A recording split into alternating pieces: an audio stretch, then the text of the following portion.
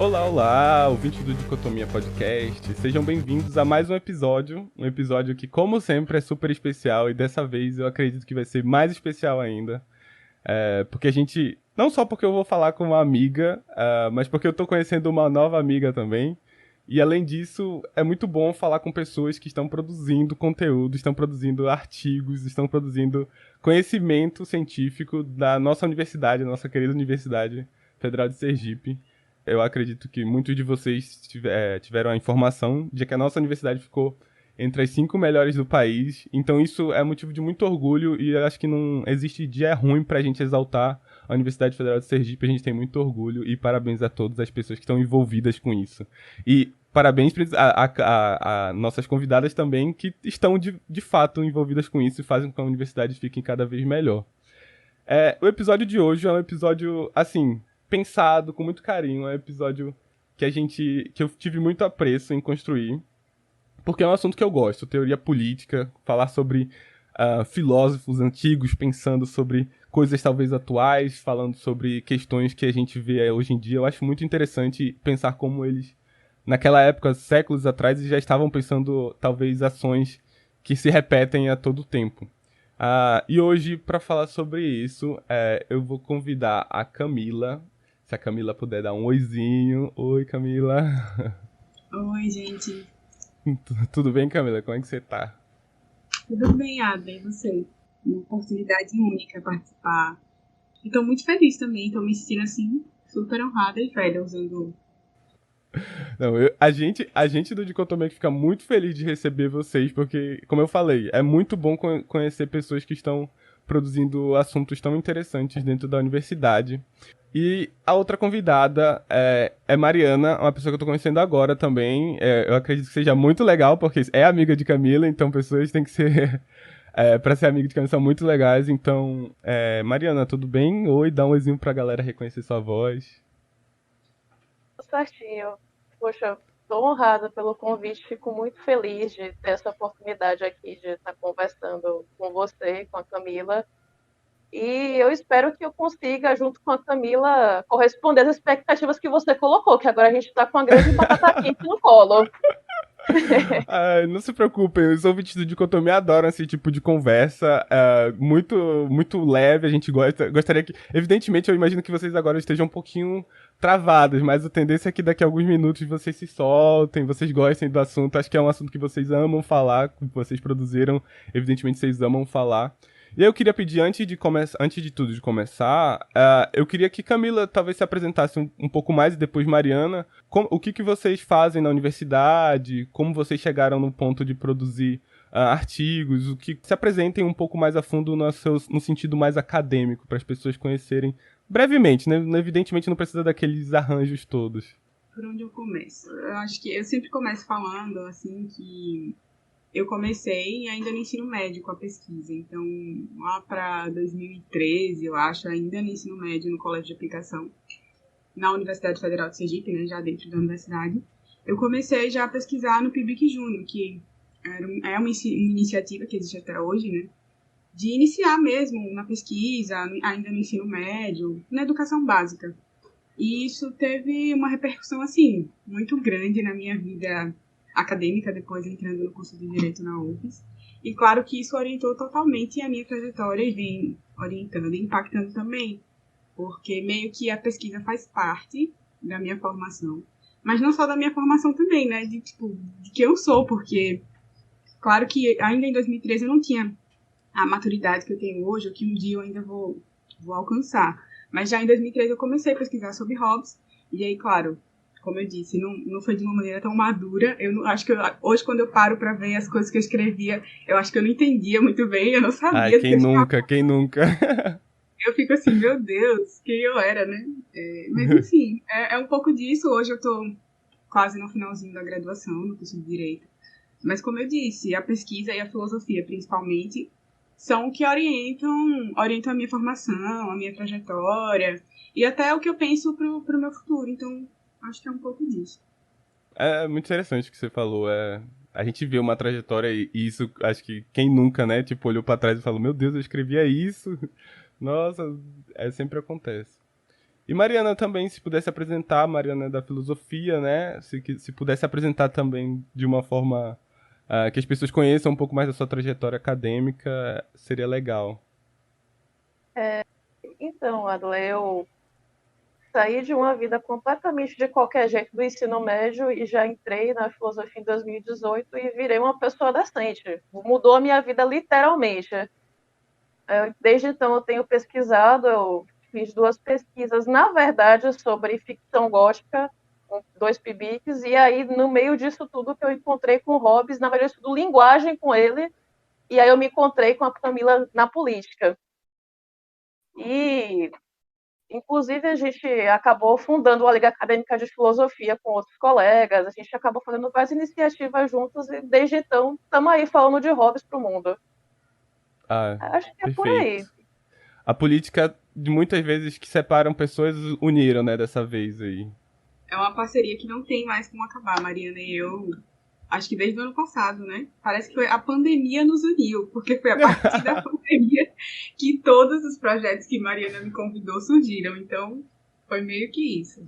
Hoje a gente vai tentar mostrar um pouco pros nossos ouvintes que essa parceria deu muito certo. O episódio de hoje a gente vai falar sobre hobbies, como vocês já devem ter notado nas falas de Camila e de Mariana.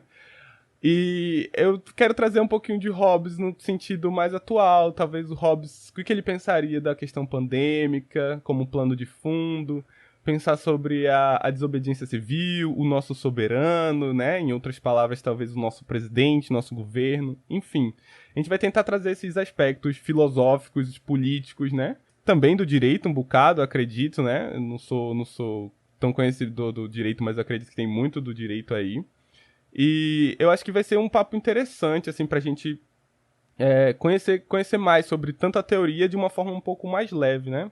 A gente saber que é o que a gente tenta fazer sempre, fazer com que esses assuntos sejam mais leves, sejam mais suaves para quem não gosta tanto da rigidez.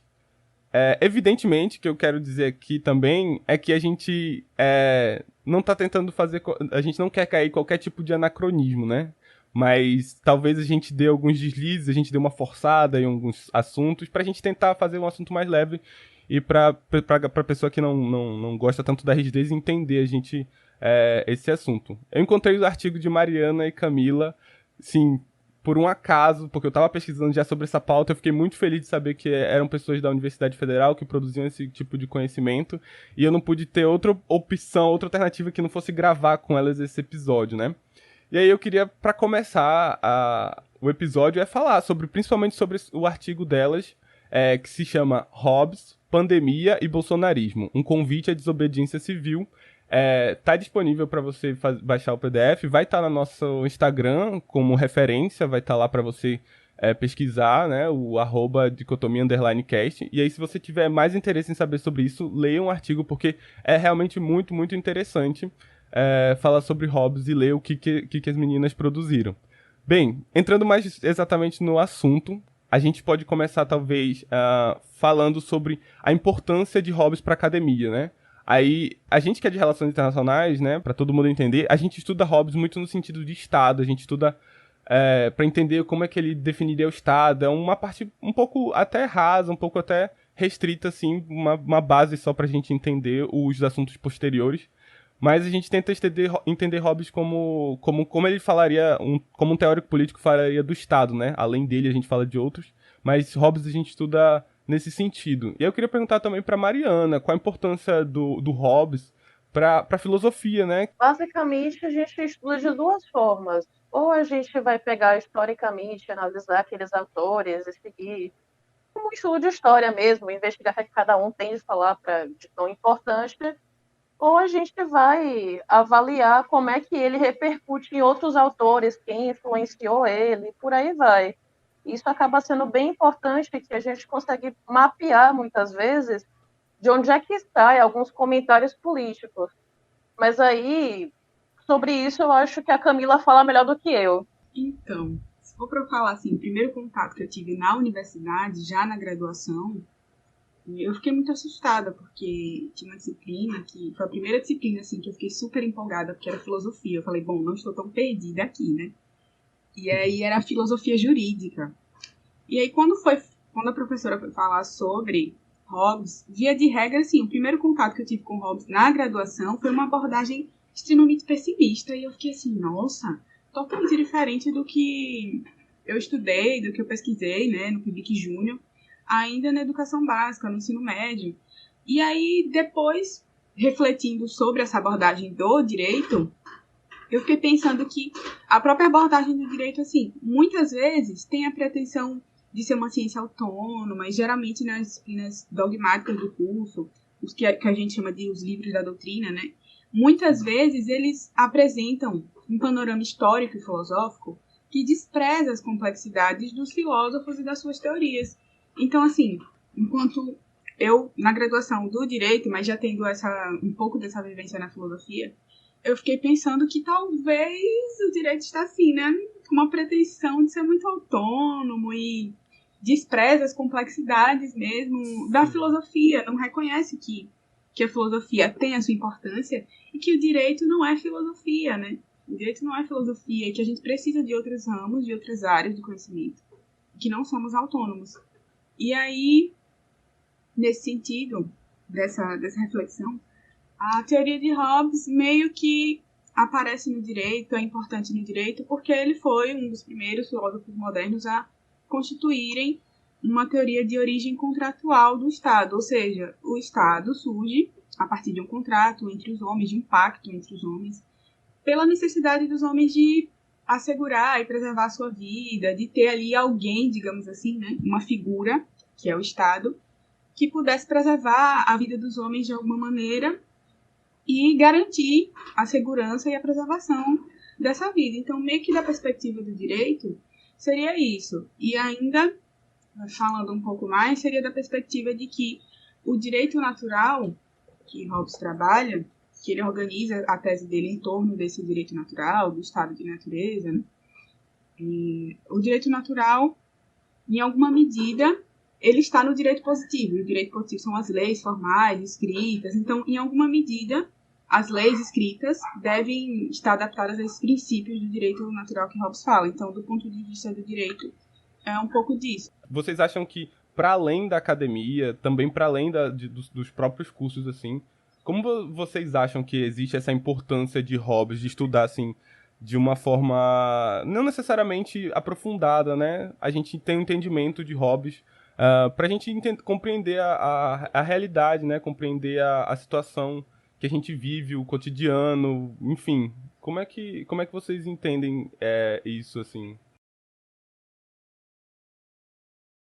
Da forma que eu vejo, acaba sendo bem complicado e um erro muito comum, na verdade, tentar usar esses autores para entender na lata o cotidiano. Às vezes precisa de um pouco mais de malícia, talvez, porque tudo bem, a gente tem lá Hobbes, Rousseau, Locke, que vão influenciar a Constituição de 88 que a gente vai ter aqui no Brasil. Só que, por outro lado, não dá para a gente ver o Hobbes falando sobre escravidão e achar que está tudo ok. Então, cabe ter um pouco de malícia e pensar um pouco de o que é que se aplica para as relações que a gente quer fazer, o que é que não se aplica. A gente está falando de um autor, cientista, que estava inserido num modo de vida que a mulher era oprimida, que o negro era oprimido, e por aí vai. Então, isso a gente tem que descartar e reavaliar e reprimir o Hobbes quando ele faz esse tipo de coisa.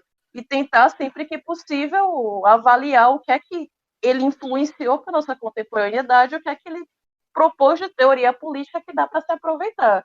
Então, uma pessoa que for pegar o Leviatã, por exemplo, vai encontrar bases de como é que funcionam leis, tipos de leis, como funciona magistrado, e dá para fazer uma comparação, às vezes, na lata, de como é que a gente está hoje em dia. Agora, quando ele vai falar de como é que está o estado da mulher, é outro caso. Eu acredito que, assim, é importante a gente mencionar nisso que você perguntou, de como trazer, né, para os dias atuais, que realmente é muito complexo, e para a gente não acabar caindo em um anacronismo, né, claro, a gente utilizou da teoria do Quentin Skinner, que ele fala sobre o contextualismo histórico e linguístico, ele traz uma abordagem assim, mais humanista, no sentido de que a gente acaba abordando as informações sobre Hobbes, né? Isso seria meio que uma técnica para acabar não incorrendo em anacronismo. A gente aborda as informações sobre Hobbes a partir do contexto histórico dele. Então, peraí, tem que ter uma certa limitação, uma certa cautela, até porque o nosso objetivo, né? E, enfim, em geral, nós não podemos acabar querendo atualizar o pensamento do autor. Então, não é isso. Nós não estamos querendo atualizar o pensamento de Hobbes, mas é que, em alguma medida, é possível tratar os conceitos dele, né, e as suas mudanças, levando em conta os conflitos em que ele estava inserido. Então, é meio que nesse sentido, assim, antes da gente falar propriamente da vida e da obra dele. E até, só para situar também, é importante a gente trazer que o objetivo dele, que a gente fala tanto do Leviatã, né, porque é um clássico, e é onde está, não só no Leviatã, mas é onde está mais concentrada a teoria dele que a gente estuda, é de que o objetivo dele era que a obra fosse lida por algum soberano e que a teoria dele fosse colocada em prática. E por isso também que a gente faz essa investigação nesse sentido, de analisar como ele aborda questões que são ainda hoje relevantes em termos de Estado moderno, já que o Estado moderno é, até hoje, digamos assim, a base política do Ocidente. Então, analisar seria basicamente assim, analisar as implicações contemporâneas dos princípios da teoria de Hobbes no contexto da pandemia, por exemplo. E aí a gente acaba adentrando nessa conjuntura para analisar o que pode ser aplicado ainda hoje tratando-se de Hobbes. Se a Camila me permitir fazer só um adendo, talvez até converse com algum outro episódio do podcast de vocês, que eu fiquei sabendo que vocês falam de Maquiavel, mas a gente também faz uso do método que o Maquiavel faz, e um dos ídolos deles que é o discurso. Basicamente, lá no discurso, o Maquiavel está se aproveitando da história de Roma para poder dizer como é que a Itália vai funcionar, como ela deve funcionar, e esse tipo de análise, como a Camila comentou brevemente, é o análise humanista. Então, a gente tenta se precaver de anacronismo a partir do contextualismo do Skinner e desse tipo de humanismo que se aproveita da história respeitando os limites dela. Mas então, aí eu acho que a partir de agora, se não me engano, a gente consegue entrar um pouco mais, então, melhor, né? De uma forma melhor, eu tentei... Acho que eu adiantei um processo ali, mas acho que agora dá para entrar melhor na vida e obra do autor, se Mariana puder comentar um pouco mais sobre isso. Sim, sim. Obrigada, Adler. Então, eu acho que dá pra gente começar pelo fim. O Hobbes, ele publica 2 biografias dele, uma em poesia, porque ele se acha um cara muito poético, e outra em prosa, porque ele se acha um cara literário, só porque traduziu Aristóteles e o Tucídides, se eu não me engano. E aí, nessa biografia em poesia dele, ele vai falar que, em todo o drama que ele consegue exercer, que ele é irmão gêmeo do medo. A gente começa a partir disso, guardem essa informação que ela é importante para a teoria dele, ele é um cara afetado. Emocionado, talvez funcione melhor. E ele vai nascer em 1588, ali no finalzinho do século XVI, e é muito próximo de um marco bastante importante para a Inglaterra que ele está inserido. Que naquela época o que acontece é que Henrique VIII ele vai se desfazer das ordens da Igreja de Roma, do papado, e vai fundar a própria igreja dele, a Igreja Anglicana. E a partir disso, as ordens de religião começam a entrar no sentido de depender do Estado britânico.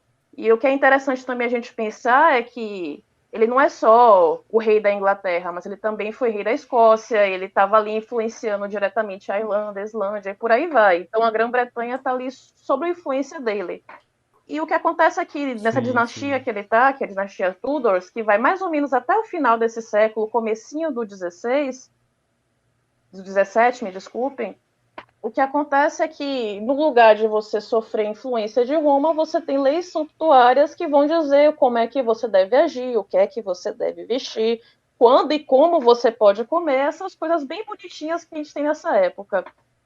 E isso influencia, de certa forma, o tipo de pensamento que Hobbes vai ter sobre o Estado, porque ele está ali no meio de uma mudança muito importante, que você está se liberando do poder de o Estado de Roma, do Estado papal, e começa a depender só da Inglaterra. Mas daí a Camila vai comentar mais para frente sobre o frontispício do Hobbes, que é bem interessante. E aí, como coisas importantes que o Hobbes fez, a gente tem que ele foi secretário do Bacon, que influenciou o tipo de teoria que ele coloca. Ele, em 1140, publica a primeira obra autoral dele. Publica não. Ele faz rodar, curiosamente, nos mesmos lugares que o Descartes era famoso para poder criticar o Descartes, mas não publicou. Curiosamente. Curiosamente. É uma fofoca isso que você quer contar, Mariana? É quase uma fofoca. O que acontece é que o Descartes publica o discurso do método lá em 1637. E o Hobbes gosta de algumas coisas e desgosta de outras. E aí, em 1640, tem vários círculos debatendo Descartes. Ele vira aquele pai da modernidade que todo mundo já ouviu falar, o cogito e tudo isso. E o que acontece logo em seguida é que o Hobbes faz rodar, curiosamente, como a gente estabeleceu, esses elementos da lei. E ele é publicado anonimamente mais para frente. E por aí vai. Depois eles vão trocar um pouco de cartas, o Hobbes vai ficar com raiva de Descartes nas meditações metafísicas, mas enfim, aí é treta de filósofo. Eu acho que não cabe entrar muito aí nisso. E aí tem um marco bastante importante logo em seguida, que é 2 anos depois vai ter a instauração da Guerra Civil Inglesa. A gente vai ter Carlos I sendo degolado e o Hobbes fica horrorizado e vai fugir para a França. E um pouquinho depois, em 51, ele vai publicar a obra que a gente vai estar tratando aqui, que é o Leviatã. E é curioso que depois da publicação do Leviatã, ele fica famoso por ser um filósofo imoral, que é perverso, que não tem religião, um ateu. E tem uma universidade britânica que vai ignorar o Hobbes ou falar mal dele. E o Hobbes, curiosamente, mais uma vez, vai lá e escreve uma carta muito raivosa para essa universidade, falando que, olha, vocês estão falando mal de mim aí, mas vocês têm que entender que com a minha teoria eu vou ser conhecido para a posterioridade, vocês vão ser esquecidos. E o pior que é verdade, né? O vaso ruim estava certo. O triste é isso. Humilde demais. Eu gostei dessa humildade. Infelizmente ele tava certo, né? Não dá pra julgá-lo, mas enfim. Eu gostei muito, assim. Achei cheia de. Achei que tem tudo pra ser uma série da Netflix, com altos e baixos, fofocas, brigas e tretas. Eu realmente adotaria, tipo assim, vou mandar agora pra Netflix, com certeza dá uma série muito boa. E aí, Camila vai completar as informações agora com a biografia, pelo que eu entendi. Como eu falei no comecinho, né, da minha fala, no início, logo assim, o primeiro contato que eu tive na graduação, no curso de Direito, foi uma visão, assim, completamente pessimista. E aí depois, pesquisando, eu vim descobrir que não era só no curso de Direito, não era só os escritores famosos na área jurídica que tinham essa percepção equivocada sobre a obra de Hobbes. Porque, de fato, a biografia dele, que está aí, né, mais à disposição, de uma maneira assim, mais ampla, difundida, acaba apresentando interpretações equivocadas sobre o próprio Hobbes, sobre a obra dele. E um exemplo disso é a de que ele era um autor autoritário e justnaturalista, e monarquista. Só que, assim, a monarquia para ele é uma das formas de governo, e ele disse que seria a melhor forma de governo, mas ele não disse que é a única forma de governo. E aí meio que dizem, não, ele era monarquista, mas na verdade, digamos assim, né, em uma linguagem mais informal, o cara tava ali descrevendo formas de governo, então, sabe, é meio esquisito você dizer, não, só porque ele falou que é monarquia e argumentou porque a monarquia seria a melhor forma de governo, que ele era monarquista. Não, é preciso ter cuidado, né? E aí, como Mariana muito bem já falou, ele escreve em um contexto marcado por muitas guerras civis e pelo próprio absolutismo monárquico inglês, o que não significa dizer que ele era um autor absolutista em relação à monarquia, mas sim em relação ao Estado. E o que isso quer dizer, Camila? Isso quer dizer que, para ele, existia sim a necessidade absoluta de existir um Estado, mas não de que necessariamente o Estado deveria ser um Estado monárquico. Ele apenas diz que, pelas razões dele, ele achava que a monarquia seria a melhor forma de governo. E aí, por isso, ele defendia a necessidade da existência de um Estado soberano. Então, ele sim, é possível dizer que ele era um filósofo que considerava que a existência de um Estado soberano é absoluta. E, para isso, ele acabou falando sobre algumas formas de governo na obra dele e contraria, né, essa ideia de que ele era monarquia e só sustentava a monarquia como uma única forma de governo existente. E aí, na verdade, na teoria dele, o que ele pensa, né? Que necessariamente esse Estado soberano seria o quê?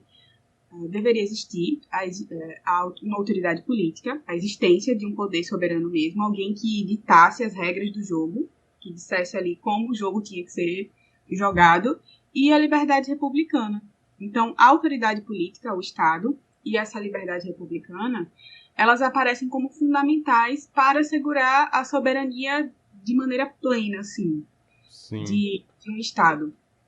E aí, falando sobre os tipos de governo, ele traz que, assim, além de ter esse objetivo de que a obra fosse lida por outros soberanos, ele fala muito de que a partir do surgimento do Estado, já que antes disso era um caos, todo mundo podia tudo, e que é o que ele chama da guerra de todos contra todos, quando é instaurado o Estado, a República, que ele chama de Commonwealth, que seria a comunidade dos bens, a coisa pública, ele diz que os homens unidos transferem parcelas de sua liberdade para uma pessoa, digamos assim, entre aspas, para uma pessoa, para a figura do Estado.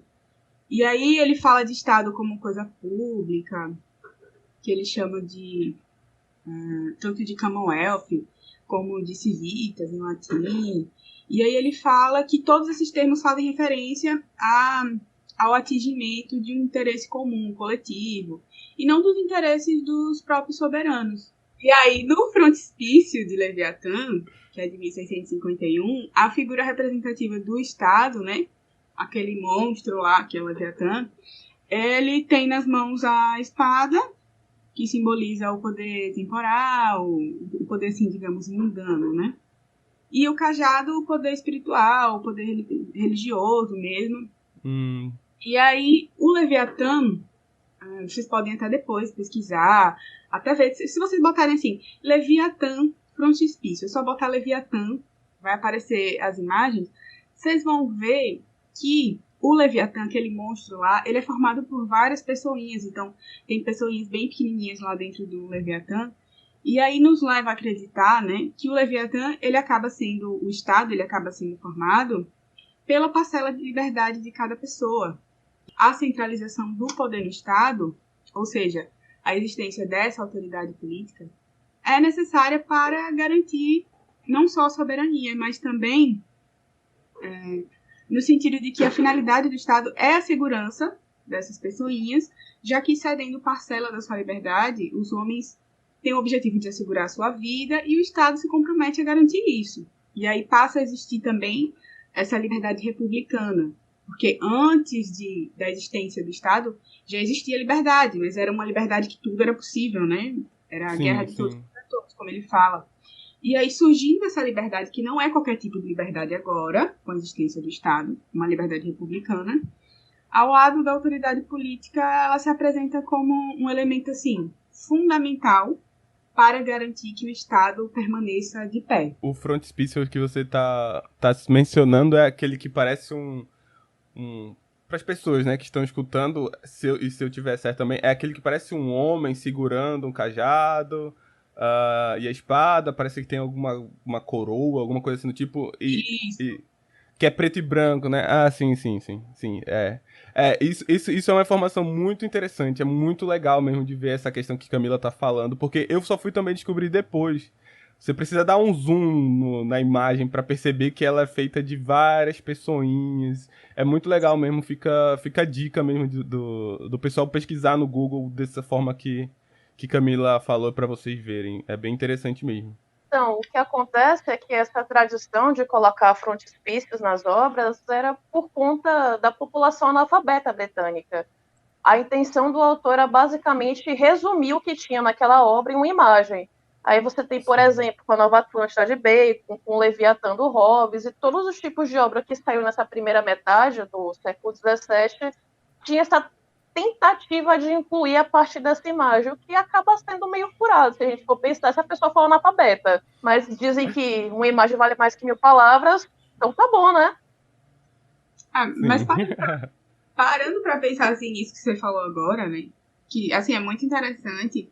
Mas se eu parar pra pensar assim, vamos lá, no meu analfabetismo filosófico em 2013, quando eu iniciei questão científica. Quando eu vi ali no frontispício, né? Quer dizer que pra mim era capa, contracapa, sei lá. Eu não teria esse raciocínio que eles esperavam, né? Que as pessoas, que a população tivesse. Eu não olhei pra ali e pensei tudo isso que eu acabei de falar aqui pra vocês agora, de jeito nenhum. Então, não sei se era muito ingênuo da parte deles achar que uma imagem eles resumiriam toda a obra e a filosofia e a teoria de um cara, né? É porque Hobbes também é muito complexo, né? Pra se resumir em uma imagem, o cara tem que ser bom em imagem, né? E tem outra questão, acho que quando você lê, depois que lê, aí a imagem faz muito mais sentido. Acho que depois que você lê, olhar pra imagem te remete toda a ideia do texto, te faz lembrar de detalhes. Nesse Sim. sentido, aí realmente é mais útil, digamos assim, mas a informação que Mariana também traz é muito interessante. E talvez a gente não tenha mudado muito nesse sentido, né? As capas hoje em dia tentam dar uma... Não todas. As capas dos livros tentam dar uma ideia do que é o livro, enfim. Talvez tenha surgido nessa época, eu não sei, eu não conheço a história, mas talvez tenha surgido nessa intenção também. Pois é, eu concordo com vocês. Agora, me parece uma grande furada você querer que um analfabeto entenda o livro toda a partir de uma imagem, mas esses filósofos são geniais, a gente não consegue compreender nem entender esses pequenos deuses, mas enfim. Sim. Somos meros mortais perto de Hobbes, né? Pois é, como diria ele mesmo, ele ia para a posteridade, né? Enfim. E agora, sobre o termo robista em particular, é bastante interessante, eu acho que conversa bastante com o que a gente está querendo fazer aqui, porque como a Camila comentou muito bem, olha, ele era tido como monarquista, o ateu, o cara que era egoísta, o cara mal visto. Isso não é só enquanto pelo direito hoje, ou uma leitura que a gente geralmente faz por cima do Leviatã. Mas desde a própria época que ele publicou as obras dele, isso era visto. Todos os livros do Hobbes foi parar numa listinha de livros indicados, da forma que eu considero, né? Mas a igreja vai ver de outra forma, que é o Index. O Index é aquela listinha linda que a igreja falava que não dá para ler porque é imoral. E todos os livros de Hobbes, curiosamente, foi para lá. Então, para mim, é uma boa indicação. O termo robista é. A top list do New York Times era o Index. E o que é genial é que o Index só caiu quando a internet nasceu, tá? Se não tivesse tido internet, os caras iam continuar lá, né? A igreja católica falando o que pode e o que não pode ler. Que isso. Como a Camila falou, ele é o primeiro contratualista que a gente tem. E o primeiro que vai colocar como a moral, de certa forma, está relacionada com a formação do Estado. Então, ser robista era você ser imoral, você ser ateu. E a partir disso, por exemplo, Mendeville, ele se baseia muito na teoria do Hobbes, ele é considerado um robista. Aí a gente tem outros exemplos, tem partidos que são baseados no robismo, e por aí vai. A vida e a obra de Hobbes é muito interessante. Eu tô aprendendo muito aqui com vocês, de fato. Nesse sentido, acho que a obra é muito extensa e a obra é muito profunda, né?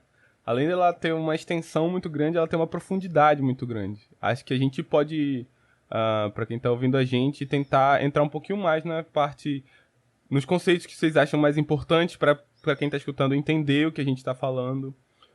Do Leviatã, entender o que Hobbes queria exatamente falar. Acho que se a gente conseguir entrar um pouco mais agora nesses conceitos, seria a teoria propriamente dita do Hobbes, né? Seria interessante pra gente dar continuidade. Só os imorais e blogueirinhos do caos e do medo online aqui. Os robistas. Então, sobre o Leviatã, como a Adla bem reparou, ela é uma obra gigantesca que vai falar sobre filosofia da linguagem, metafísica, epistemologia e política, que é o que a gente vai estar focando aqui. E é interessante que essa magnificência, por assim dizer, da obra de Hobbes, ela é muito admirada pelo Renato Uni Ribeiro, que é alguém que talvez vocês conheçam, ele foi ministro da Educação do governo Dilma. Ele falava que ele ficava em êxtase filosófico nessa teoria do Estado dele. A gente tem que pensar primeiro como é que funciona o homem. Olha, o homem é uma criatura que é movida por suas paixões. São inclinações que vão fazer com que ele deseje algo ou que ele fuja de algo. Então a gente está num estado de guerra que todo mundo simplesmente vive fugindo ou brigando para conseguir o que consegue, e a partir disso a gente está num estado antes do contrato estabelecido, e a gente está num estado de guerra. E são 3 causas de guerra: desconfiança, competição e glória. Explico. Olha, a desconfiança é o seguinte: vamos supor que você tá lá de boas no seu matinho, dormindo, e você tem uma maçã que você guardou para comer no seu café da manhã. Você vai deixar de dormir porque você está desconfiado, por exemplo, que a Camila chegue e roube sua maçã e de repente te mate no meio do caminho, porque precisa, né? Estado de guerra. Não sabia que Camila gostava tanto de maçã assim, mas tudo bem, vamos. Ela mataria por uma maçã, eu tenho certeza. Talvez mais por uma xícara de café. Eu acho que é bom deixar a Camila se defender, de repente, até para poder eu dormir em paz essa noite. Camila vai falar, mas não tem ninguém, o estado é de guerra, não tem ninguém pra controlar, deixa minha maçã. Só verdade. Não, é isso mesmo, né? E além disso, assim, como antes da existência do Estado não existia propriedade, tudo era possível. Então, vou usar quase esse mesmo exemplo da maçã que a Mariana falou, já que eu gosto tanto de maçã, não mais de café. É uma grande verdade. Vamos dizer assim que, como não existia propriedade, né? Os terrenos estavam lá todos sem cerca, todos abertos, vamos dizer assim, não tinha propriedade, não existia propriedade, ok.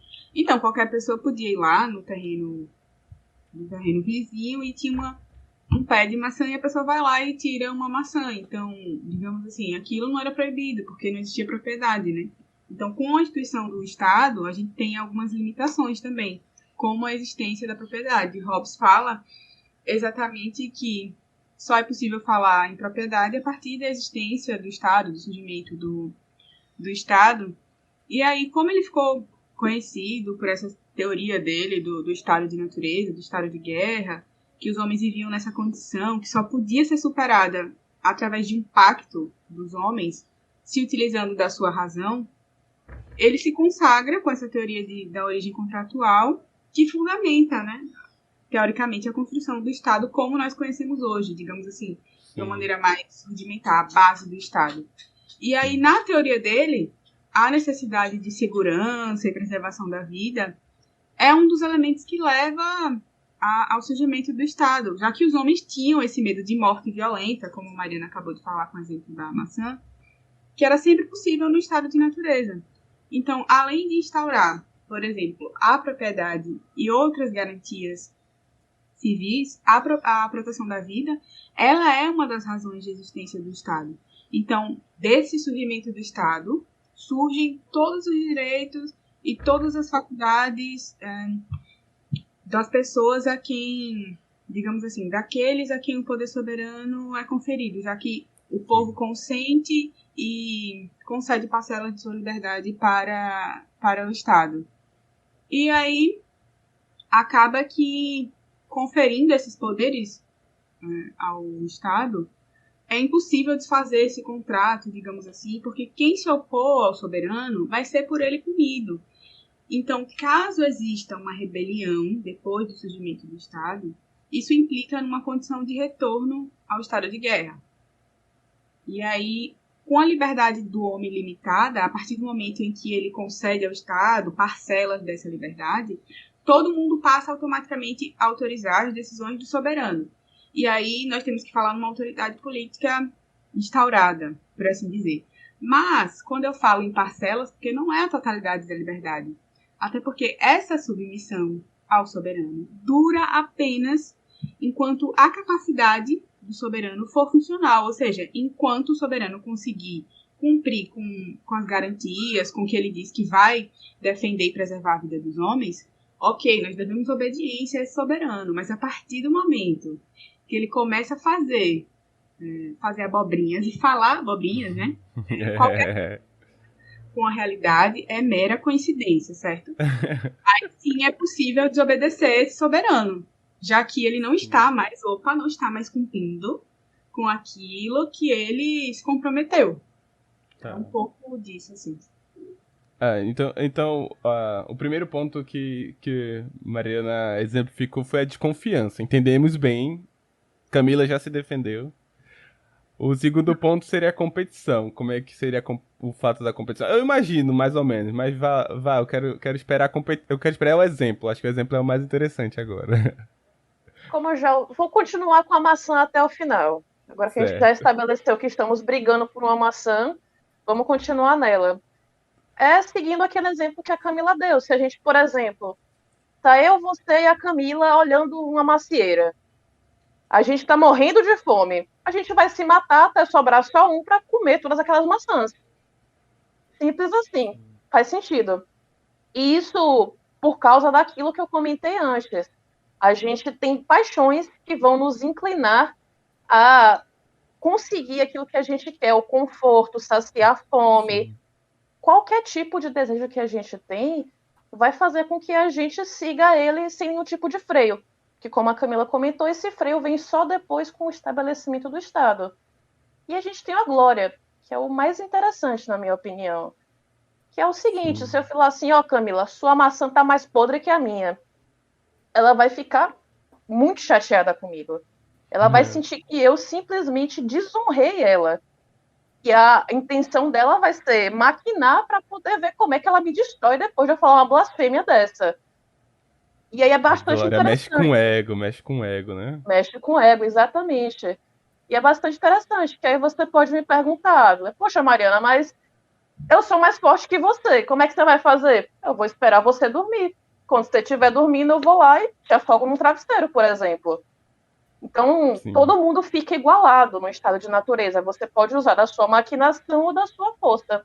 Eu acho que a teoria de Hobbes, nesse sentido, ela é bem simples de se entender. A gente consegue visualizar bastante essa realidade. Não é uma coisa que a gente fala assim, nossa, mas é tão difícil de imaginar uma situação desse tipo. A gente consegue imaginar isso até nos dias de hoje, apesar de passados quase 400, 500 anos aí. E aí, eu acho que você pode continuar, o Mariana. Pode seguir, Deusa. E aí a gente se pergunta como é que a gente sai desse estado miserável que os homens vivem em perigo constante de morte violenta. Primeiro com a razão. Como é que se desenvolve a razão num estado desse? A partir da linguagem. A gente tem que se comunicar. Então, a partir da nossa comunicação, porque é natural, por exemplo, para o Hobbes que se instituam pequenas facções, pequenos grupos. Então, a gente poderia, em vez de guerrear para poder brigar por aquela macieira, a gente pode combinar. A combinação aí a gente vai ter que confiar um no outro, sem nada que garanta essa confiança, e a gente se junta. Ó, essa macieira é nossa. Se vier outro grupo, a gente bate. Então, a gente começa a instituir pequenas linguagens a partir disso, e a razão nasce e vão indicar regras. E basicamente a maior regra de todas vai ser a da equidade, de não fazer nenhum tipo de mal para alguém que você não quer sofrer. E a partir disso, o que se indica é que os homens começam a notar que, olha, só a gente falar, prometer que, ó, Camila, ó, Adler, eu prometo que eu não vou matar vocês enquanto vocês dormem e a macieira é nossa. Não vale nada se não tiver uma espada garantindo que eu não vou fazer isso. Então a gente tem os humanos notando que precisa de algo mais. E esse algo mais é Sim. justamente o Estado. Daí todos se juntam em um pacto onde eles vão selecionar um soberano, o Leviatã, o que está na capa do frontispício que a Camila comentou, que está lá segurando a espada e o cajado, e ele vai representar as vontades dos súditos. Sim, representar. O que acontece é que a gente vem com duas noções bastante interessantes, que é a de ator e a de autor, que vocês podem entender basicamente como vocês entendem comumente. O soberano ele é o ator do que a gente deseja. Nós somos os autores do que o soberano vai fazer. Só que tem um grande problema. O soberano não tem como sair perguntando para pessoa em pessoa o que é que ela quer fazer, o que é que ela deseja, o que é certo. Então ele adquire a liberdade de tomar conta do corpo de cada um, da vontade de cada um, e a partir daí fazer exatamente o que ele quiser. Aí talvez a partir disso a gente possa entender por que estavam chamando robismo, hobbies de ateu e por aí vai. Porque logo de cara o que a gente tem é, olha, o soberano faz o que ele quiser, ele manda na igreja, ele manda no Estado, ele manda em tudo. Se ele quiser falar, é proibido nas terças-feiras usar meias amarelas, é proibido, você não pode usar. Independente da população, tá errada. Só que aí, é claro, não é tão simples assim, porque a gente faz um pacto para ele proteger a nossa vida. E ele vale enquanto ele estiver protegendo a nossa vida, como a Camila comentou antes. Por isso que a igreja pegou basicamente todas as obras de Hobbes e colocou como proibidas de serem lidas, né? E difundidas. Porque não era interessante para a igreja haver essa separação entre Estado e igreja. E aí agora um poder soberano, o Estado chegar e dizer, não, eu mando na igreja também. Então, não era interessante, não era conveniente para a igreja naquele momento essa separação assim e ela acabar perdendo a autonomia, né? Sim, não, faz todo sentido, assim, da forma que você falou. Ficou muito, muito didático de entender, né? Essa questão do poder, né? E a gente, como vocês falaram anteriormente, né? Um pouquinho mais pro início, a gente abriu mão da soberania, digamos assim, as partes, né? Nós, como cidadãos, abrimos mão da soberania para uma pessoa só. Então, ele tem esse direito soberano que vai ser garantido caso ele escolha, por exemplo, não usar meias amarela dia de terça. Então, ficou bem, bem, bem didático isso daí. Ficou bem interessante essa questão. Acho que outro exemplo, assim, hoje, digamos assim, né? Com as devidas proporções, na questão no contexto da pandemia, essa questão de usar máscara, por exemplo. Acho que é o primeiro exemplo que vem na minha cabeça. Por quê? Eu tenho minha liberdade de sair por aí sem máscara porque é a minha liberdade. Só que, na verdade, por que a gente fala nisso, nessa liberdade republicana, ilimitada? Não sei se seria bem aquele negócio de a minha liberdade vai, onde a do outro começa, termina, né? Sei lá, enfim, já vi esse ditado assim dessas duas formas. Sim. Porque ao mesmo tempo em que você tem a sua liberdade de sair por aí sem máscara, digamos, sob a perspectiva hobbesiana, digamos assim, né? Existe uma limitação porque, ok, você tem o seu direito de sair sem máscara, é a sua liberdade, mas você concedeu parcela de sua liberdade para o Estado e, nesse momento, agora, exatamente, você não pode por aí sair andando sem máscara em todo canto, em ambientes fechados, porque você coloca em risco a liberdade também do outro, e a vida, e a preservação da vida, a garantia de segurança à vida do outro. Então, acho que nesse exemplo da máscara, da perspectiva de Hobbes, seria mais ou menos assim, porque, ok, você tem a sua liberdade, mas, mero mortal, lembre-se que você concedeu parcela da sua liberdade para o Estado. E o Estado está dizendo agora que ele pode regular essa parcela. E aí eu jogo uma provocação, vou jogar aí na roda. Não, calma, Camila. Essa hora, não... Vai. E quando o chefe do executivo é o representante maior da nação, né? Nosso presidente, ele chega e, ele desautoriza completamente as medidas sanitárias de segurança. Não que usar máscara. Ele nem, né? Não precisa usar máscara. Afinal, eu tenho histórico de atleta, se você também tiver, não precisa usar máscara. E aí, como é que a gente reage diante de um comportamento como esse? O que é que a gente faz quando o líder, aquela pessoa que deveria garantir a preservação da vida, de uma maneira bem geral, eu tô falando, certo? Ele incita justamente o contrário. O que é que a gente faz nesse sentido? Só joguei a provocação na roda, certo? Eu gosto de você por conta disso. Você só joga a provocação e os outros que se viram. Por isso que eu gosto de você, assim. Mas quando eu tava pesquisando sobre esse episódio, o que eu sempre li, assim, é que o debate com relação... Eu adorei o exemplo com relação à máscara, acho que conversa muito bem com o nosso episódio.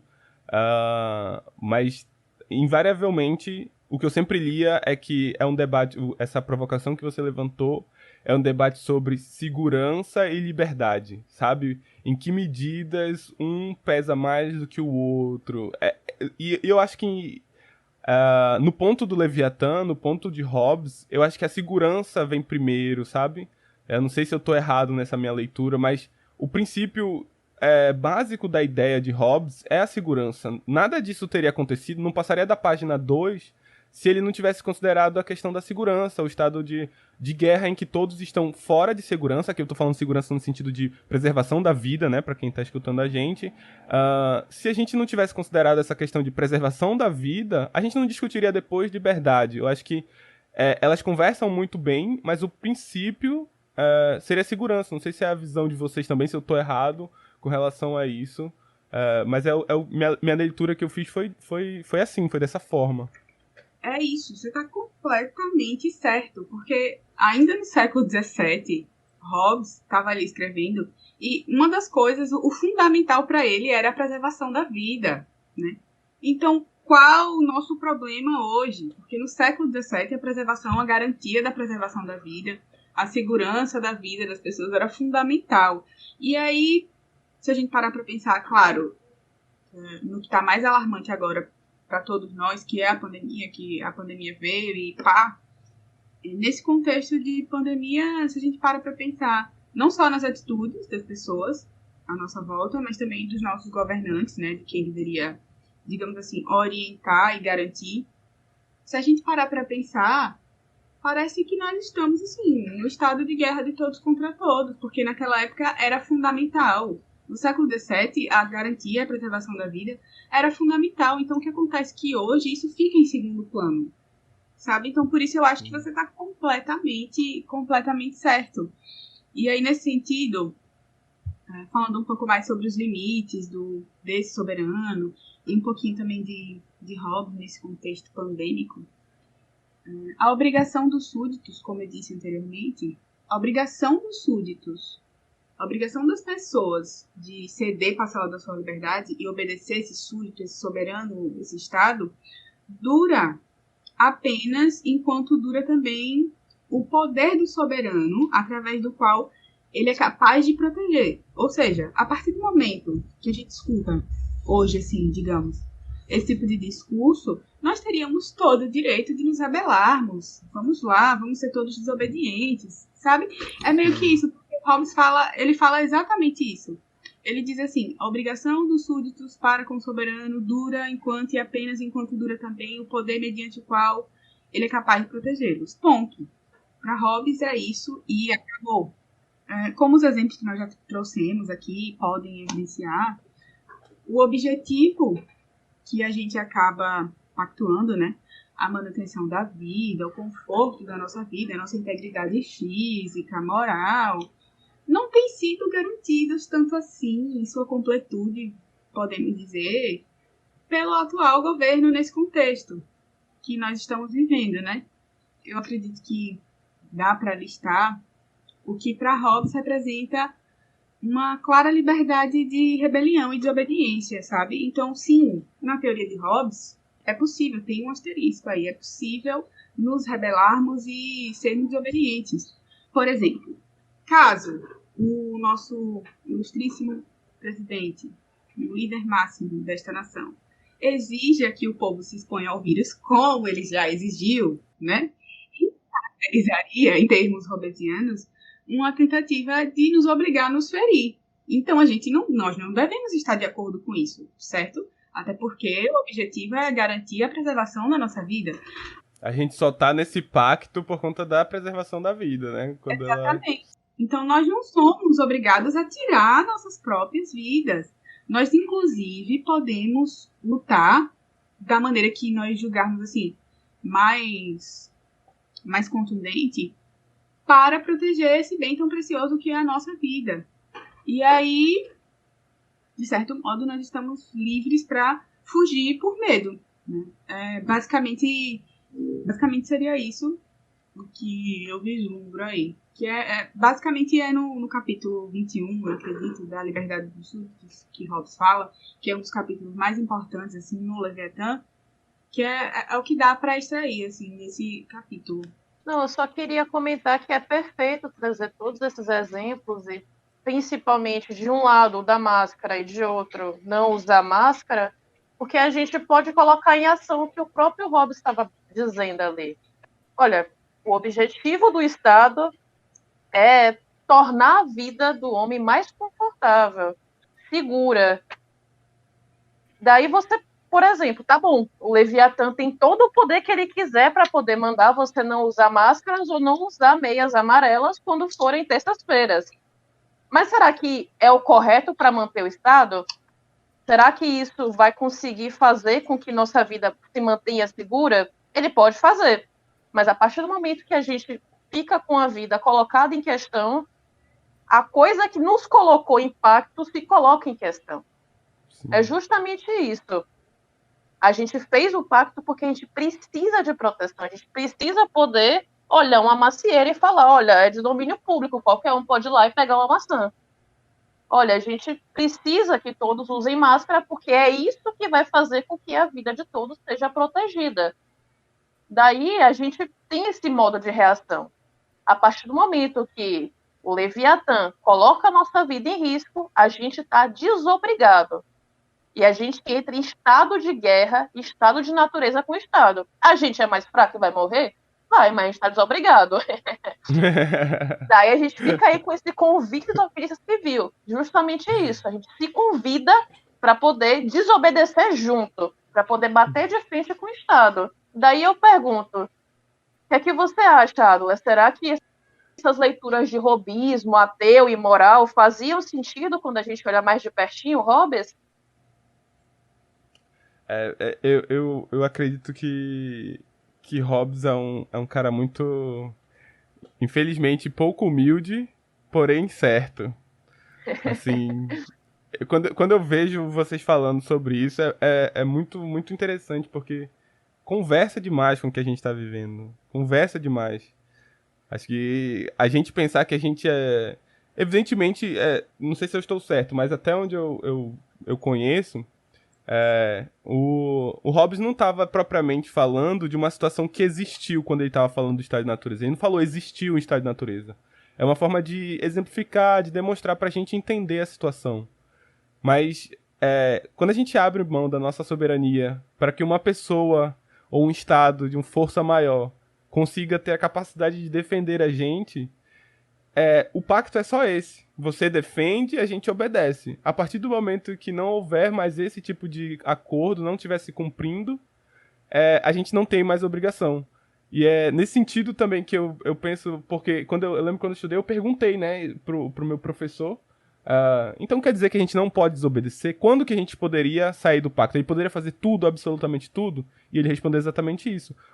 A desobediência só pode ocorrer quando esse pacto for quebrado. E aí não vai ser considerado, pelo menos até onde eu entendi, desobediência. Vai ser uma obrigação de você sair de uma coisa que não está sendo acordada. Não sei se eu estou certo nesse sentido, Marina.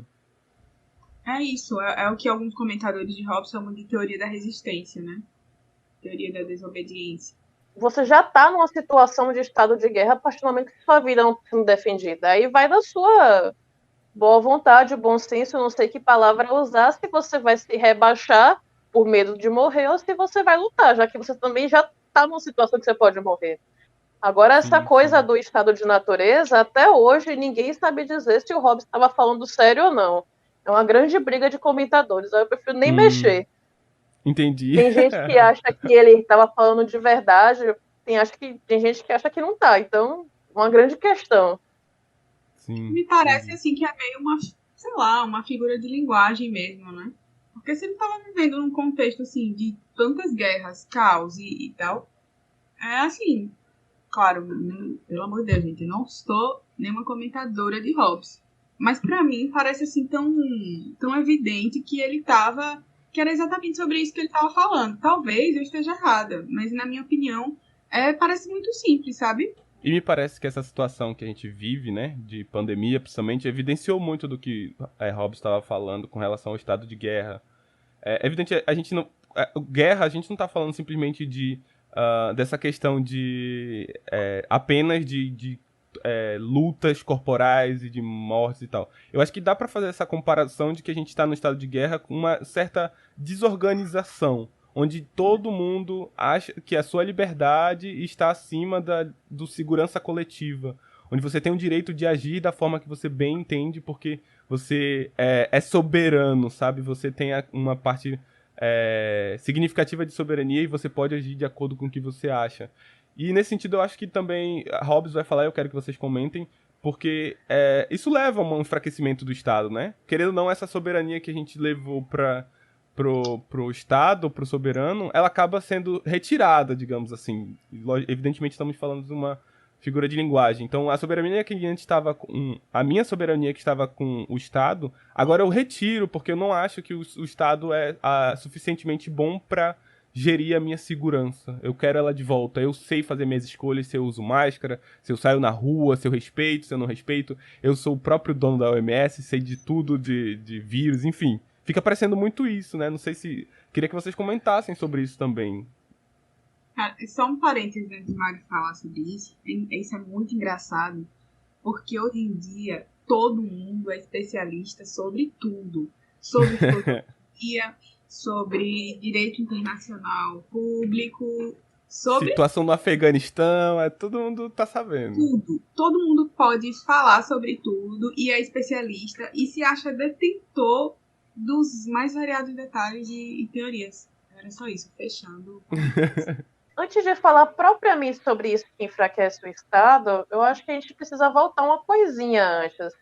Não sei se vocês lembram, mas eu falei que o que leva os homens a sair desse estado de natureza é aquela condição de que ele, por uma linguagem, adquire uma razão e começam a surgir leis de natureza que seriam o ideal, que podem ser resumidas, como o próprio Hobbes fala, em ter equidade. Todo mundo tem que fazer com o outro o que deseja que faça consigo.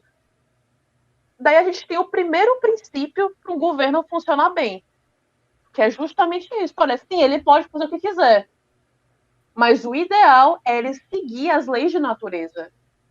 As leis do Estado deveriam, não quer dizer que elas fazem, não quer dizer que o soberano vai fazer, mas elas deveriam seguir as leis de natureza, deveriam ser um espelho, de modo que a gente pudesse preservar aquilo que nossa razão natural nos indica. Então, o que acontece é que, já que elas devem espelhar essas leis de natureza, a gente tem alguns princípios básicos. O primeiro é o de organização. Se a gente não tem um governo bem organizado, que ele está mal administrado, ele já está com indícios de que vai cair. Qualquer coincidência com a realidade que a gente vive, enfim.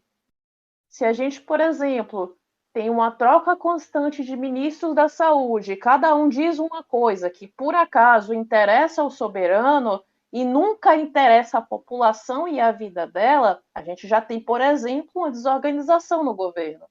Com esse tipo de desorganização é simples o que acontece, a gente vai começar a enfraquecer.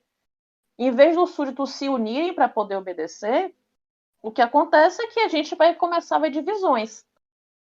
E aí dá para a gente fazer um adendo lá para o que o Hobbes vai falar sobre retórica naquele livrinho que eu comentei, que ele bate de frente com o Descartes. Olha, a gente vai ter pessoas que vão se pagar de extremamente instruídas para poder simplesmente mobilizar multidões e excitar as paixões que interessam. Se eu quero que a galera fique chateada, revoltada, que queira fechar o STF, eu vou simplesmente mobilizar meu discurso na forma que eu consiga isso. Vocês estão me dando pensamentos pro resto da semana. Você vai ver imagens minhas aqui assim, pensando aqui assim, o resto da semana. É que eu posso fazer. É sobre isso, e tudo bem.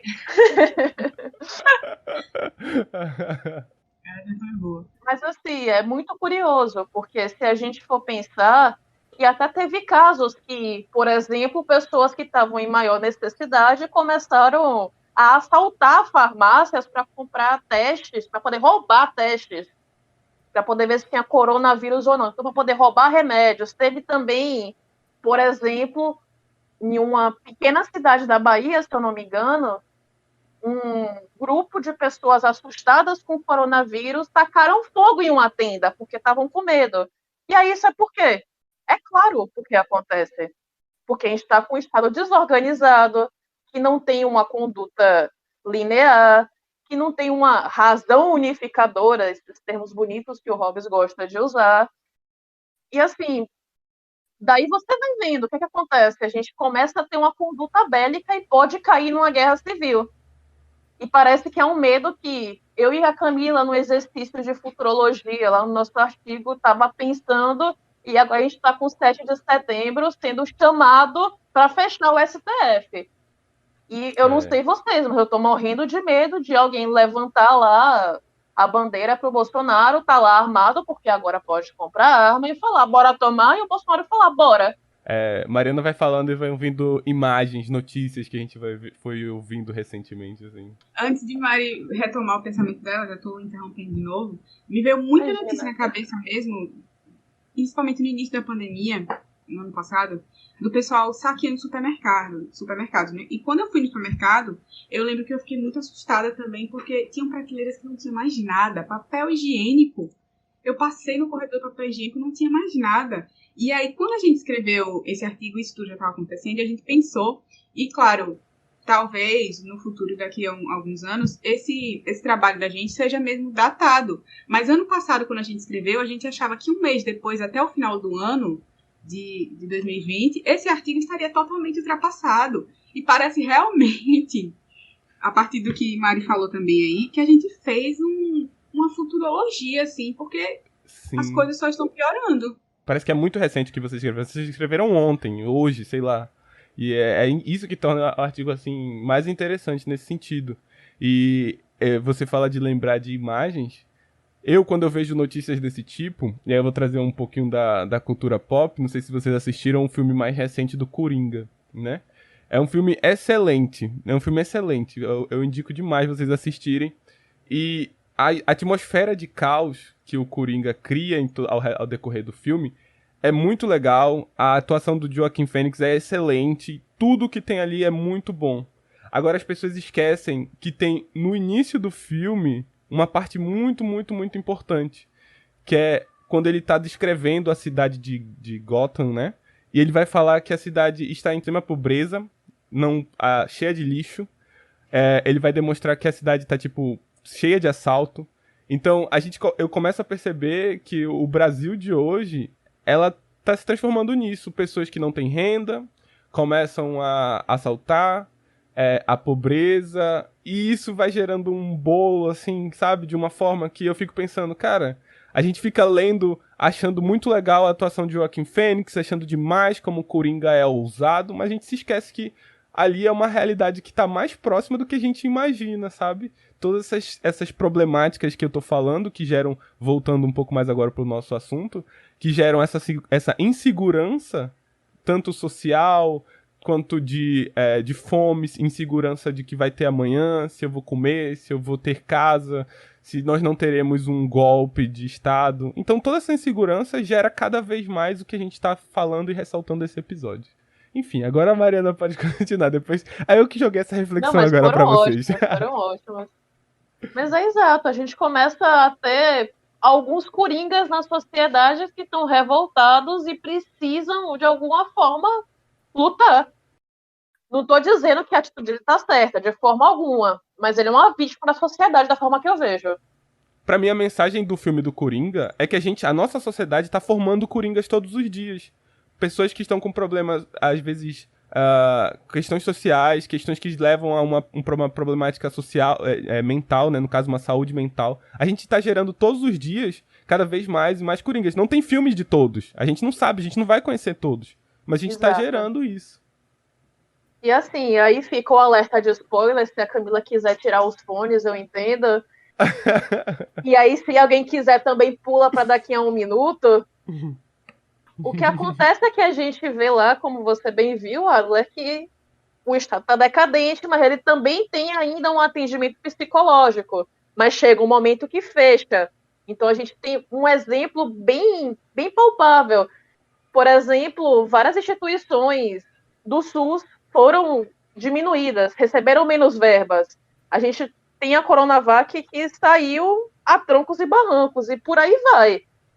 A partir do momento que a gente começa a enfraquecer o que o Estado deveria dar para o povo, a sua proteção, manter um lugar seguro, confortável, uma vida digna, literalmente digna, poxa, um cara lá no século XVII pensando que todo mundo deveria ter uma casa, que deveria ser bem alimentado, que não deveria ser julgado de forma diferente de alguém que fosse mais rico. E aí a gente chega hoje e vê, por exemplo, gente invadindo o condomínio, quer dizer, a polícia indo reclamar num condomínio de gente rica, e o rico falando que ia ligar pro juiz e o policial saindo.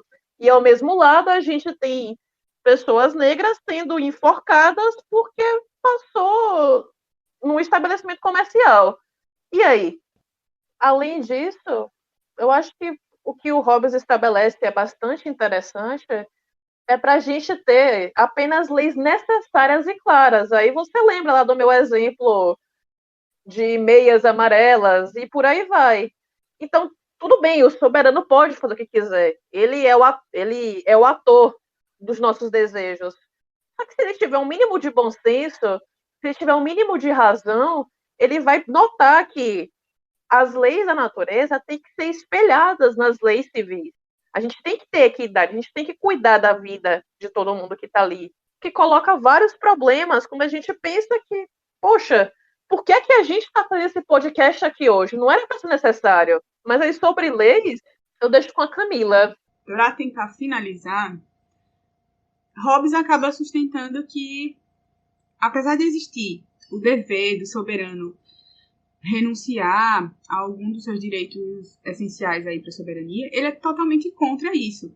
Então, assim, com esse pensamento de Hobbes, a gente acaba entendendo que, de uma certa maneira, a própria omissão do soberano, desse nosso representante do Estado, na garantia da defesa da vida, permite que o soberano seja desobedecido. Em uma situação de pandemia como essa, nós temos o dever do Estado soberano previsto pelo próprio autor. É também, principalmente nesses momentos, que o Estado deve agir para respeitar os princípios que garantem a preservação da vida em um governo. E a partir do momento em que, através desse contrato, nós cedemos parcela dessa liberdade ao Estado para governar, garantir a preservação da nossa vida, nós temos um exemplo do que chamamos de liberdade republicana em relação ao súdito. Ou seja, nessa situação, o Estado ele pode, não só pode, como ele deve tomar uma série de medidas que não se referem à proteção do tão falado, eu nunca ouvi tanto falar como agora, como na pandemia, sobre o direito de ir e vir. Então, o Estado pode e deve tomar medidas, não só em relação à proteção do nosso direito de ir e vir, mas há um direito anterior, que é o direito à saúde pública. É um direito muito maior, que abrange todos nós, abrange a coletividade. E sem esse direito, não é possível a gente ir e vir, né, minha gente? Então, assim, nesse sentido, eu fiquei até um pouco assustada no começo da pandemia, nesse sentido, em relação até aos crimes contra a saúde pública. Porque é muito importante destacar que, por exemplo, um crime previsto no artigo 268 do Código Penal Brasileiro. Desculpe estar sendo chato aqui, citando artigos. O direito é chato mesmo, só para vocês saberem. Mas esse artigo, ele fala dessa infração de medida sanitária preventiva, que ele diz assim: infringir determinação do poder público destinada a impedir a introdução ou propagação de doença contagiosa. E aí esse artigo ele foi muito comentado, né? Eu ouvia muito, até enjoar, nos meios de comunicação. E ele prevê esse crime e que pune as pessoas que não cumpram as determinações do poder público para impedir a introdução ou a propagação do coronavírus, por exemplo. E a previsão desse descumprimento é justamente para proteger o que no direito a gente chama, sempre tem essas palavras difíceis, incolumidade pública, que é simplesmente coletividade, a saúde de todas as pessoas.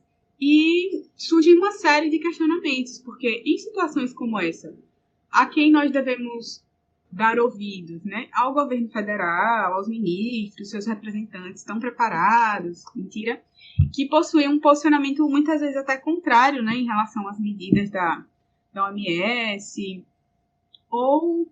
e que seriam um poder soberano, né? Ou a gente devia, na verdade, dar atenção para o discurso científico, que é muito mais coerente, que está na contramão desse discurso. E aí parece que é uma resposta muito óbvia, mas na nossa visão, Hobbes diria que a obediência é devida ao soberano, que no nosso estado, na República Federativa do Brasil, Tupiniquim, é representado na figura do presidente da República. E ele tem, né, o presidente na figura dele, claro, ou deveria ter. Ele tem depositado nele confiança, prestígio, influência, expectativas, várias expectativas, em razão do seu cargo. Especialmente ao conceder, assim, entrevistas a nível nacional, que repercutem também internacionalmente. e acabam influenciando no comportamento das pessoas, na maneira como o governo e a sua equipe lidam com a pandemia. Na contrapartida disso, acaba que eles passam por cima de uma série de garantias e preservações da segurança, da vida, e aí fica muito difícil, né, manter essa argumentação, essa linha de raciocínio, porque a gente chega a um ponto que não tem como não defender uma desobediência a esses discursos. A gente já tem aqui, a esse ponto do podcast, elementos suficientes para justificar, em termos hobbesianos ou hobbistas, o nosso direito de resistir e desobedecer às recomendações do nosso atual governo, né? E aí, a gente não pode esquecer que nós devemos levar em consideração quais elementos para Hobbes iam constituir um bom governo, que até Mari já falou muito bem, né? Que ao menos ser um governo organizado, senão esse governo vai cair, e tomara que caia, né? Esperamos que caia, porque acho que não dá para ficar pior. E, assim, sinceramente, parando para pensar, de fato, cada dia mais eu acho que as projeções em termos hobbesianos pioram. Porque se a gente para refletir, a partir de que momento nós podemos desobedecer ao Estado? Bom, a partir do momento que esse mesmo Estado defende uma lógica de extermínio, né? De determinadas pessoas, determinados grupos, comunidades, e ele não cumpre com a sua finalidade, não cumpre com o seu objetivo firmado no momento em que aquele contrato que a gente tanto falou foi pactuado. Então, assim, se a gente para refletir, diante disso, a desobediência civil já devia ter sido adotada por nós há algum tempo, né? Há um ano atrás, por exemplo, porque parecia que a tragédia já estava toda anunciada. E aí, é certo que hoje parece que nós temos uma autoridade política e, ao mesmo tempo, também uma liberdade republicana, que deveriam ser sólidas, muito fragilizadas, em razão dessa crise que compromete esse modelo do Estado moderno, né? E um Estado moderno que teve como surgimento a preservação da vida. Então, como conciliar isso? Até porque coloca em risco a nossa própria obediência devido a esse Leviatã. Então, a gente vive no século XXI, mas diante de um contexto tão semelhante ao contexto hobbesiano do século XVII, parece que a gente estaria vivendo uma guerra civil, assim, refinada, se é assim que a gente pode dizer. Até porque a conservação da vida, que lá parecia como um bem primordial, hoje é vista pelo nosso poder soberano, né, como algo secundário. E se a gente leva em consideração, principalmente, essa perspectiva mais humanista que nós consideramos aqui na nossa fala. E aí a gente pode até questionar se, diante desse enfraquecimento, desorganização, quase que uma falta de gestão do Estado, a gente não já está vivendo esse momento mesmo que Hobbes trouxe na teoria dele, né? Porque, de fato, tomou proporções, assim, absurdas. E dentro das próprias projeções hobbesianas, assim, futurológicas, parece que Hobbes fez, tá vendo que, a gente falou no começo, tá vendo que ele estava certo, que ele ia ficar marcado aí na posteridade. E aí, dentro dessas projeções, quanto mais o governo, ele insiste em não lidar com, digamos assim, responsabilidade, organização, esse trato com a pandemia, a gente vê que só piora. Um ano atrás, quando Mariana e eu pensamos sobre esse tema, a gente não imaginou que a miséria, que a pobreza, que a desigualdade, que a fome já estaria nesse nível que está. Pessoas passando fome, gente, passando fome, né? Fila para resto de carne com ossos, né? Passaram a se vender esses ossos. E aí parece não, a pandemia só agravou isso mesmo. Ela só colocou assim, né, nos nossos olhos, abriu nossos olhos assim e colocou na nossa cara, mas parece que só agravou. E, sinceramente, eu não sei. Não sei, assim, eu acho que a conclusão seria, qual a conclusão, qual o fechamento? Não sei, porque tudo depende muito de como o governo e de como a gente lida com isso, né? Eu acho que é difícil ver uma conclusão, e pra gente que se mantém minimamente informado, que a gente conhece um pouquinho mais de Hobbes, a gente acaba sendo um pouco mais pessimista que os outros e a gente entra numa espécie de até de chateamento, angústia por outras pessoas parecerem não enxergar o que a gente está enxergando. E eu compartilho esse sentimento, assim, com vocês, porque é um sentimento, assim, das pessoas que me rodeiam, que a gente normalmente tem. Sim, desculpa te atrapalhar, Lê. É só que se não vai mudar de assunto, vai ficar tão feio eu voltar depois pra poder falar disso, que era puxando um pontinho da Camila, que ela falou sobre a guerra civil refinada. E assim, a gente vê esses discursos de ódio à torta e à do direita todo dia. E é bastante interessante que o Hobbes comenta que a partir do momento que a gente usa da linguagem para poder ofender, xingar, diminuir, isso é um atentado de guerra, tá? A gente tá assim, ó, os animais usam garras, dentes e por aí vai. A gente, um estado civil, tem a linguagem, da gente usa ela, poder atentar, ameaçar, ofender, a gente também tá chamando pra guerra. Era só isso que eu queria comentar, desculpa. Não, não, não precisa pedir desculpa, é super válido até mesmo porque é uma área que pelo que eu lido, é uma área que você tem interesse, você pesquisa, então é importante trazer essa informação, né? Daqui pra frente a gente vai ter outros episódios falando um pouco mais sobre a linguagem, sobre a retórica, mais precisamente, a gente tá querendo falar sobre isso no Dicotomia, mas eu não sei se alguém quer mais retomar algum assunto desse episódio. Se não, eu vou encaminhando pro fim. Eu acho que dá pra gente pensar nessa desobediência civil por parte de Hobbes. Desobediência que não precisa necessariamente ser uma desobediência de um modo agressivo, mas eu acho que, como o próprio nome do podcast, a desobediência que talvez usando máscara, né, respeitando as outras pessoas, fazendo o que é de fato certo. Não sei se vocês concordam comigo nesse ponto. É o mínimo de desobediência que a gente pode fazer, né? O mínimo que a gente pode seguir, né?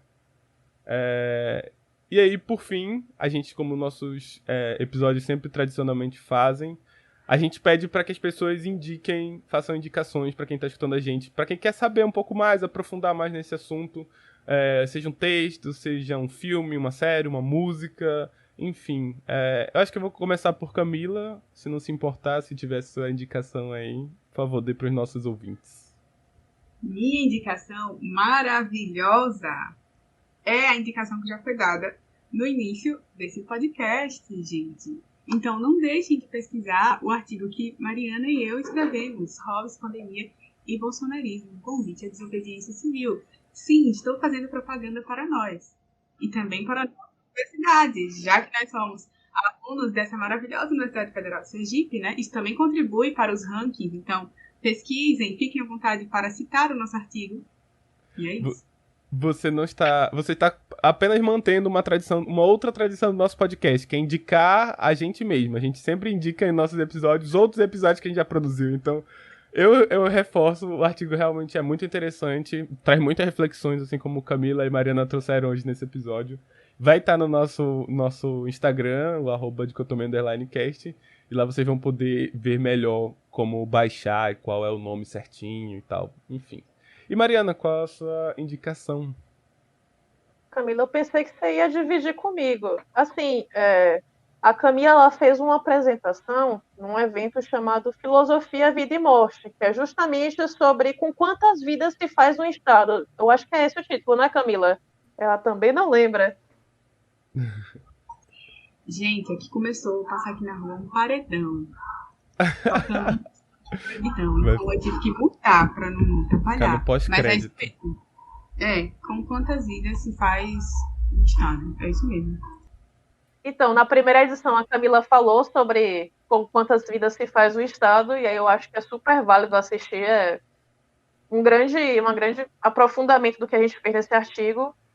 E também tem o próprio Hobbes, o Leviatã, que a gente tanto falou aqui, que é interessante para poder saber de onde é que a gente tirou nossas reflexões humanistas, contextualistas. Tem o Deceive, e aí tem Ao Leitor Sem Medo, que é um livro do Renato Ribeiro, que a gente comentou lá no começo, que deve ser o livro que fala de Hobbes mais famoso aqui no Brasil. Então, ele vai estar trabalhando justamente como é que o medo influenciou na escrita do Hobbes. Então, vale bastante a pena. Sim. E aí eu vou indicar só mais 3. Tem um que é uma autora chamada Pogrebinski, que chama Os Dois Deuses de Hobbes, Limite da Obrigação Política Hobbesiana, que a gente também leu para poder escrever nosso artigo. E aí eu vou fazer que nem a Camila. Tem um artigo meu que chama Regras Hobbesianas para bem lidar com o discurso político, que eu justamente estou pensando nesse período de pandemia, nas belezuras que o excelentíssimo presidente fala, e pensando como a partir da linguagem proposta para o Hobbes a gente pode se defender dessas mentiras. E, por fim, prometo que é a última, eu indico um livro que eu organizei com a professora Mariana Lich, chamada Entre o Mito e a Política, que foi justamente uma iniciativa que discutia a pandemia, Bolsonaro e política. Então, tem vários capítulos de várias pessoas da UFES, de várias áreas, com o objetivo só de discutir isso. Está disponível online para quem quiser. É isso. Desculpa se eu me aluguei. Não. Todas as referências e indicações vão estar no nosso Instagram, como eu falei, o @dicotomia_cast. E eu quero agradecer muito, porque foi muito proveitoso a conversa, eu espero que tenha sido muito divertida, minimamente. Foi muito informativa pra mim, foi muito divertida. Eu quero agradecer de novo a disponibilidade de vocês, de Mariana, de Camila. Espero que a gente mantenha um contato. Sempre que precisarem do Dicotomia para qualquer coisa, divulgação, falas, conversas, ideias, enfim, sintam sempre à vontade. E é isso, eu quero agradecer de novo. A gente gostou muito, muito, muito de ter gravado com vocês. Obrigado, gente. Obrigada a vocês pelo convite. Amém. O convite foi bastante legal para mim. E, assim, no que a gente puder também estamos juntos. E, é claro, lembrar para o pessoal agora no final que a gente vai estar com a unidade revolucionária para poder se defender dos testes que está tendo na cara do Atlas. Então, pegue as foices e os martelos. Não esqueça. Ai. Obrigado, gente. Até espadas. A próxima. E é o quê? E a espada. As foices, os martelos e as espadas também. Obrigado, gente. A gente fica com esse episódio por aqui. Até a próxima. Acompanhe a gente nas nossas principais plataformas de áudio, no Anchor, no Spotify. A gente tá lá, a gente tá no Castbox, enfim. Sigam a gente no nosso Instagram, @dicotomia_cast, e lá também tem a nossa revista. No link na bio, nossa revista que vocês vão receber mensalmente, caso tenham interesse, a que vai sair desse mês. É só se inscrever e vocês recebem no e-mail toda vez. Inclusive, as meninas estão convidadas, se quiserem escrever pra revista, a gente tem um artigo de opinião, uma coluna que a gente chama, e vocês são sempre convidados para escrever sobre assuntos diversos. Enfim, tchau, até a próxima.